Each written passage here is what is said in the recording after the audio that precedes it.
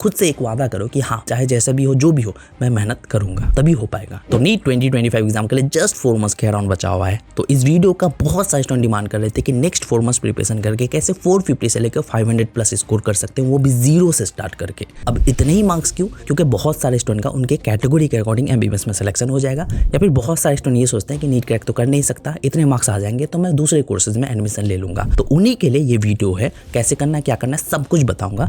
लेकिन अगर आप नीट क्रैक करना चाहते हो तो ऑलरेडी मैंने दूसरे वीडियोस बना रखा है, उनको जाके देख सकते हो। तो चलो वीडियो को शुरू करते हैं। तो सबसे पहले कुछ इंपॉर्टेंट चीजें जान लो। यहाँ पे सबसे पहले ना अपना लेवल देख लो कि आपका सिलेबस अभी कितना कंप्लीट है, 0% है, 10%, 20%, जितना भी है। अगर आपने कुछ चैप्टर्स कंप्लीट कर रखा है तो उनका पहले लिस्ट बना लो, उसको अच्छे से प्रॉपर रिवाइज कर लो, उससे रिलेटेड क्वेश्चन प्रैक्टिस करके श्योर हो जाओ कि क्वेश्चन आएगा तो सॉल्व कर पाओगे, चाहे जितने भी चैप्टर्स हैं, ठीक है। उसी के साथ आपका 24 आवर्स का टाइमिंग क्या है वो चीज देखो कि आप कहाँ टाइम वेस्ट करते हो, कहाँ इन्वेस्ट करते हो। 24 आवर्स में आपका खाने पीने का टाइमिंग क्या है, सोने का टाइमिंग क्या है, वो सब चीजें अभी आपको फिक्स्ड करना जरूरी है। ये सब चीज फिक्स नहीं करोगे तो आप कंफ्यूज रहोगे। स्टडी का भी आपका स्लॉट फिक्स्ड होना चाहिए। तो 24 घंटे में आप टाइम वेस्ट कहाँ करते हो, इन्वेस्ट कहाँ करते हो, प्रॉपर एक पीडीएफ मैंने मेरे टेलीग्राम चैनल पे शेयर कर रखा है, उसको मेंटेन करो। अगर उसको मेंटेन करोगे तो एक प्रॉपर डायरेक्शन पे जा सकते हो, सही कर सकते हो सब कुछ, ठीक है। साथ ही साथ अभी आप क्या प्रॉब्लम फेस कर रहे हो, मतलब इतने दिनों से आपको पढ़ने का मन क्यों नहीं कर रहा है, या फिर पढ़ाई क्यों नहीं हो रही है। जो भी प्रॉब्लम्स है, डिस्ट्रैक्शन है, एडिक्शन है, या फिर कुछ और है, जो भी है वो सब कुछ लिखो, क्योंकि लिखोगे तभी आप उसका सॉल्यूशन भी लिखोगे। जो भी प्रॉब्लम्स है उन सब प्रॉब्लम्स को पहले ठीक करना जरूरी है। कैसे करना है क्या करना है आगे बात करता हूँ, सब्जेक्ट वाइज बात कर लेता हूँ। देखो आपका टारगेट क्या है, 450 से लेकर 500 स्कोर करना, या फिर 400 भी हो सकता है, ठीक है, कोई इशू नहीं है।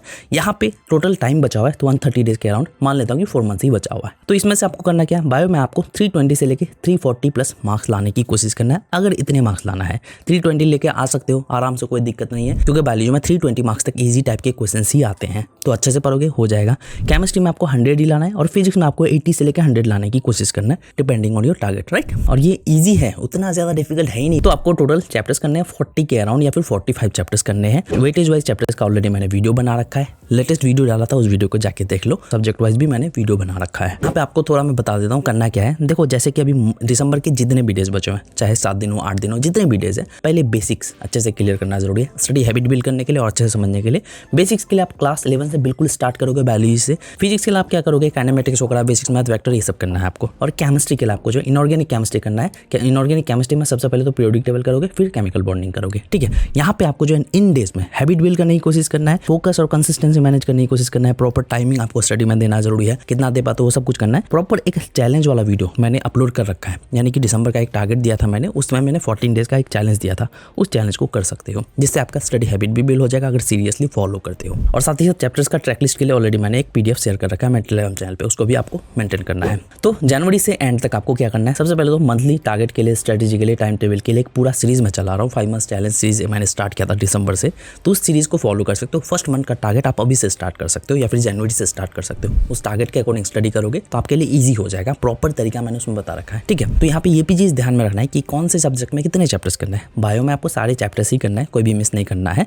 और केमिस्ट्री में आपको जो टोटल 12 चैप्टर करोगे हो जाएगा, या फिर ज्यादा कर पाओ तो ज्यादा बेटर है। फिजिक्स में आपको 10 चैप्टर ही करना है, क्योंकि आपका ज्यादा टारगेट तो है नहीं, 80 लाना है। अगर ज्यादा लाना है तो आपको जो ज्यादा चैप्टर्स करने होंगे 13, 14 या फिर 15 कर सकते हो। अब यहाँ पे कुछ रिसोर्सेज जो आपको बिल्कुल स्किप नहीं करना है। सबसे पहले एनसीईआरटी, आपको जो एनसीईआरटी हाईलाइटेड रखना है, क्योंकि उसी के अकॉर्डिंग पढ़ना है। दूसरी चीज, आप एनसीईआरटी रिव्यू टाइप के वीडियोस को देख सकते हो। क्या करना है, यूट्यूब में बहुत सारे NCERT line by line videos मिल जाएगा, एनसीईआरटी के लाइन बाय लाइन पढ़ाएंगे, तो उस टाइप के वीडियोस को देख के आप एनसीईआरटी को अच्छे से समझ पाओगे, ठीक है। नेक्स्ट चीज, नोट्स आपको बनाने नहीं बैठना है, नोट्स के लिए उतना टाइम नहीं है। नोट्स जुगाड़ कर लो या फिर कहीं से बाय कर लो, और उसी को मॉडिफाई करके अपने अकॉर्डिंग पढ़ सकते हो, या फिर एनसीईआरटी से पढ़ोगे हो जाएगा, कोई इशू नहीं है। साथ ही साथ पीयूआईक्यूज के लिए आप लास्ट 20 ईयर्स का कर लो, और क्वेश्चन प्रैक्टिस के लिए क्वेश्चन बैंक बाय कर सकते हो, या फिर कोई भी ऐप का सब्सक्रिप्शन ले सकते हो। उसी के साथ टेस्ट सीरीज आपको ज्वाइन करनी है, पार्ट टेस्ट हो फुल टेस्ट हो, आपको टाइम टू टाइम अटेम्प्ट करते रहना होगा। नेक्स्ट, स्टडी अप्रोच आपका कैसा रहना चाहिए। सबसे पहले बायोलॉजी से स्टार्ट करता हूँ। बायोलॉजी आपको नेक्स्ट 2.5 मंथ्स या फिर 3 मंथ्स के अंदर कंप्लीट करने की कोशिश करना है, ज्यादा बेटर रहेगा। यहाँ पे सिंपली स्टडी का अप्रोच क्या रहेगा, वन शॉट के थ्रू पढ़ सकते हो। वन शॉट के लिए आप जो है प्रचंड बैच को फॉलो कर सकते हो, इस साल वाले या फिर लास्ट ईयर वाले पढ़ सकते हो,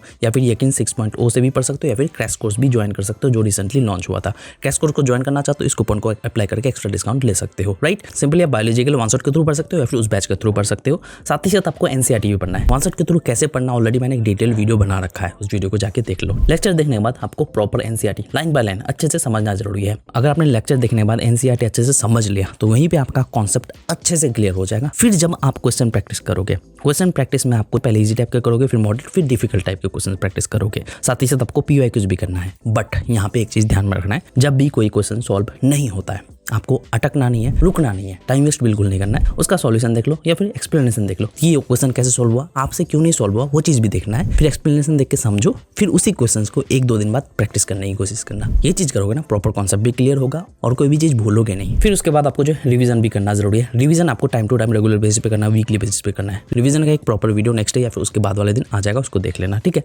रिवीजन करने का तरीका क्या है, नोट्स के थ्रू कर सकते हो या फिर NCERT के थ्रू कर सकते हो, और क्विक रिवीजन के लिए आप शॉर्ट नोट्स के थ्रू कर सकते हो। अब यहाँ पे अगर मैं केमिस्ट्री की बात करूँ, केमिस्ट्री कैसे स्टडी करना है। केमिस्ट्री में आपको मैक्सिमम फोकस इनऑर्गेनिक केमिस्ट्री में ही रखना है और साथ ही साथ ऑर्गेनिक केमिस्ट्री या फिर फिजिकल केमिस्ट्री को करना है। तीनों के लिए बता देता हूँ कैसे पढ़ना है। तो सबसे पहले इनऑर्गेनिक केमिस्ट्री के लिए सबसे पहले तो बेसिक्स अच्छे से क्लियर होना जरूरी है। डिटेल आपको लेक्चर देखना है इनऑर्गेनिक केमिस्ट्री के लिए, जिसमें से आपका पीरियोडिक टेबल, केमिकल बॉन्डिंग और पी ब्लॉक का आपको डिटेल लेक्चर देखना है, और बाकी चैप्टर्स के लिए आप वन शॉट देख सकते हो, ठीक है। नेक्स्ट 30 डेज में आपको ट्राई करना है कि आपका इनऑर्गेनिक केमिस्ट्री प्रॉपर वे से कंप्लीट हो जाए। अगर नहीं भी होता है, थोड़ा बहुत टाइम लगता है, कोई दिक्कत नहीं, आप दे सकते हो। स्टडी करने का अप्रोच क्या रहेगा, लेक्चर आप देखोगे, लेक्चर आपको चैप्टर्स के लिए डिटेल और वन शॉट देखोगे। लेक्चर देखने के बाद नोट्स या फिर NCERT पढ़ोगे। NCERT पढ़ोगे ज़्यादा बेटर रहेगा, लाइन बाय लाइन NCERT आपको पढ़ना है। लेक्चर देखने के बाद प्रॉपर आपका वहीं से क्लियर हो जाएगा। फिर भी अगर क्लियर नहीं होता है तो कुछ टाइम बाद नोट्स को पढ़ सकते हो।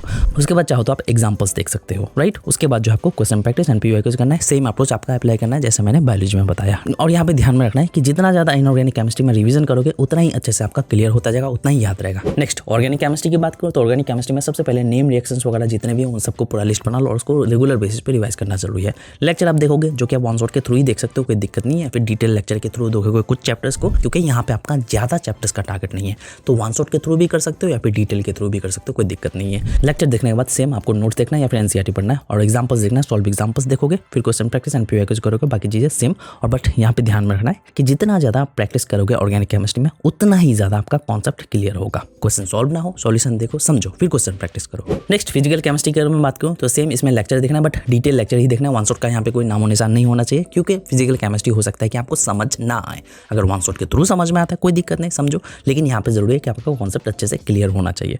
फिर आप नोट्स के थ्रू अच्छे से क्लियर करोगे, दोनों को कंबाइन करके अच्छे से समझोगे तो आपका कॉन्सेप्ट क्लियर हो जाएगा, राइट। उसके बाद आपको जो सॉल्व एग्जाम्पल्स देखना है, फिर आपको जो क्वेश्चन प्रैक्टिस एंड PYQs करना है, बाकी चीज़ें सेम। और फिजिकल केमिस्ट्री में जितना प्रैक्टिस करोगे उतना ही आपका कॉन्सेप्ट क्लियर होगा और प्रॉब्लम का सामना कर पाओगे। अब अगर मैं फिजिक्स की बात करूँ तो फिजिक्स में भी आपको सेम फिजिकल केमिस्ट्री की तरह ही पढ़ना है, यहाँ पे कोई दिक्कत नहीं है। अगर आप डिटेल वीडियो हर एक सब्जेक्ट से रिलेटेड देखना चाहते हो, ऑलरेडी मैंने वीडियोस बना रखे हैं। और अगर आप शेड्यूल समझ नहीं आ रहा है तो शेड्यूल के लिए ऑलरेडी मैंने वीडियो बना रखा है, या फिर अगर आप चाहो तो मेरा मेंटरशिप ले सकते हो, या फिर एक एडवांस शेड्यूल अपलोड करने वाला हूं, उसको देख सकते हो। और फाइनली कुछ एडवाइस देना चाहूंगा। सबसे पहले ना खुद पे काम करना जरूरी है, यानी कि अपने मिस्टेक्स, अपने प्रॉब्लम्स, जो भी है एडिक्शन है, डिस्ट्रैक्शन है, खुद पे काम करोगे तभी तुम प्रॉपर डायरेक्शन पे जा पाओगे, प्रॉपर माइंडसेट बना लोगे, प्रॉपर रीजन क्लियर कर लोगे कि मुझे नीट क्रैक करना क्यों है, इतने मार्क्स लाना क्यों है, तो तुम करोगे। और साथ ही साथ अभी जितने भी चीजें सबको अवॉइड करना जरूरी है, यानी कि दोस्ती, यारी, फ्रेंड्स जो भी है सब कुछ अवॉइड करना है। बस आप अपने टारगेट पे फोकस करो और साथ ही साथ गिव अप नहीं करना है, यानी कि हो सकता है कि आज पढ़ोगे, कल पढ़ोगे, परसों हो सकता है कि मन ही नहीं करेगा, कोई दिक्कत नहीं, थोड़ा ब्रेक लो, फिर से पढ़ो।